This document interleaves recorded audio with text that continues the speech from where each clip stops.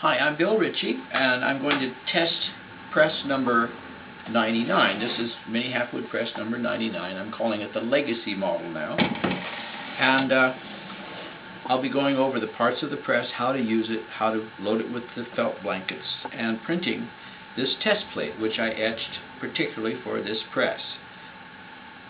The first thing I need to do is perhaps go over what comes with the press. The owner of this press gets the first of the long boxes. I've lengthened the box for a while, and on the inside of the box is the certificate of authenticity. It's sort of mixed media, hand-painted certificate. The owner will also get the DVD of this DVD you're watching. The owner gets a user manual and a bookmarker. On this piece of paper I will be attaching the test plate. When I'm finished, I'll laminate the test plate on here, and the card tells about the test plate and how it relates to artist trading cards. New felt blankets and a gripper pad that I use to keep the press from sliding around when I'm using it. There's a new plate for starting out, 22 gauge copper plate with an explanation as to where the plate comes from, and an Allen wrench. It's for using to tighten the wheel if the wheel should ever work loose.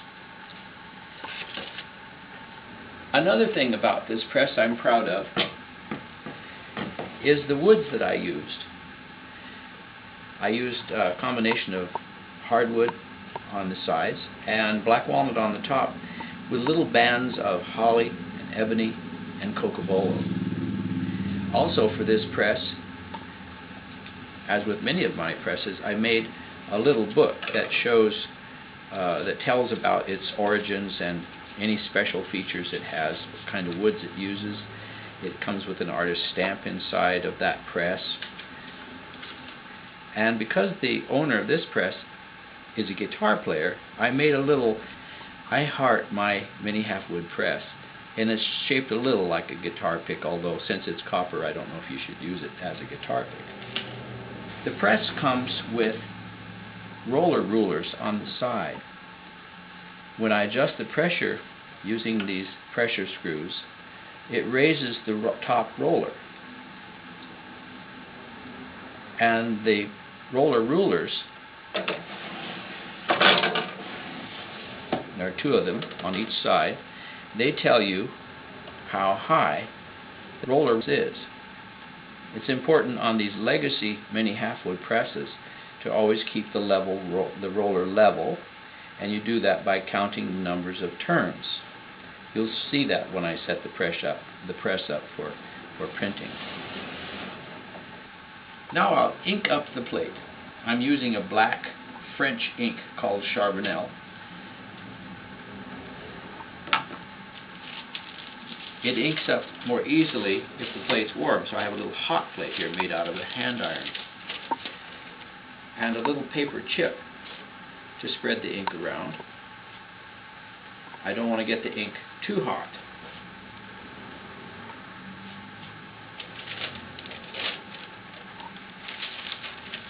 After I've got the ink spread around, I move next to the tarlatan wipe. Tarlatan is a loose, kind of a stiff cheesecloth.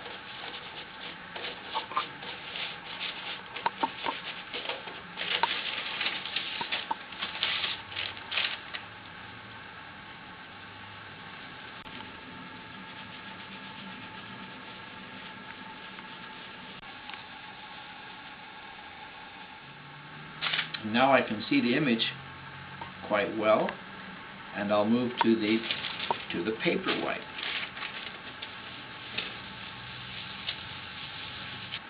Now the paper wipe has taken off most of the ink. There's still just a tiny film on there, and I will use now A little talcum powder on the hand to keep it dry.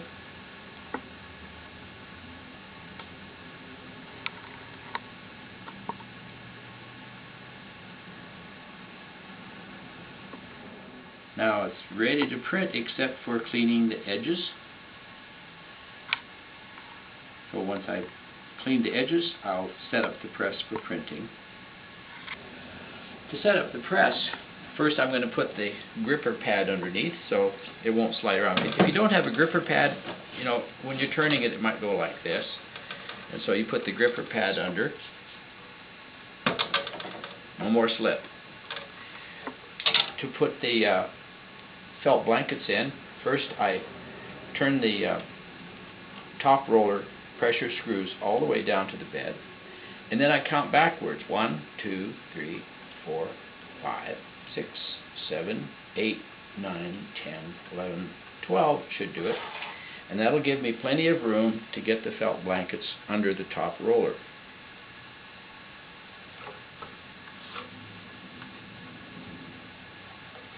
And center the blanket, and then turn the pressure back down.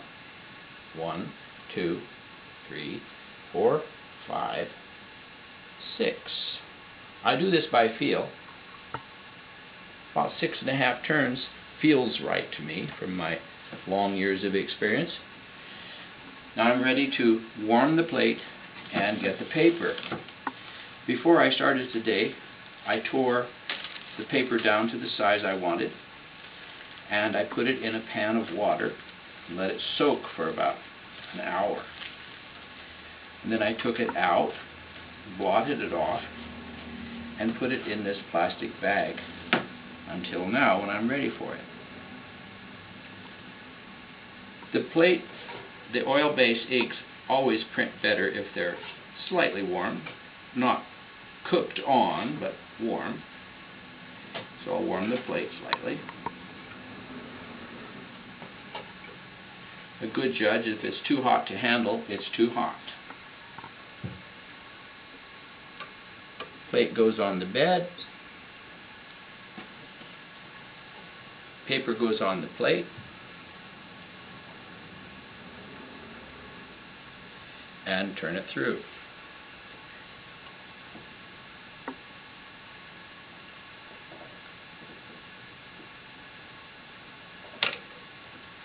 Now, for the convenience of the video, I'll turn the press around so you can see pulling the first trial proof. But I like to add what is called a moment number.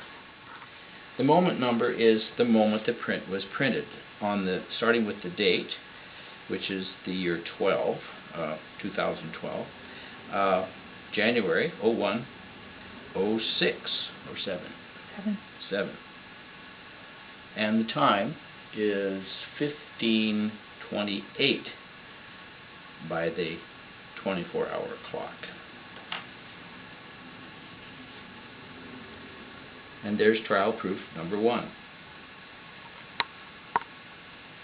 What I'll do now is ink it up and print a second trial proof for my records. This one, or the better of the two proofs, whichever it is, will go to the owner, and I will keep the other one for my collection.